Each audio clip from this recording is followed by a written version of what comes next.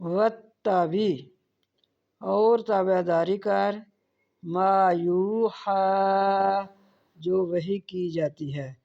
یہ والے الفاظ اللہ تعالیٰ نے فرمایا کہ لوگوں سے کہیں میرے پیارے محبوب، تو یہ فرمایا واتبع واحد کا صیغہ کہ تابع داری کر جو وحی کی جاتی ہے، الیک کا طرف آپ صلی اللہ علیہ وسلم کی، واصبر اور صبر کر، یہ بھی واحد کا صیغہ آپ صلی اللہ علیہ وسلم کے لیے اللہ تعالیٰ نے فرمایا کہ صبر کر، حتیٰ یہاں تک کہ یحکم اللہ، یہاں تک کہ فیصلہ کرے اللہ تعالیٰ۔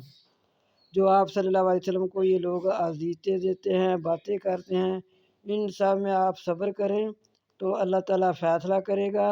وَهُوَ اور وہ خیر الحاکمین اور وہ بہتر ہے فیصلے کرنے والا۔ الحمدللہ سورہ یونس ختم ہوئی۔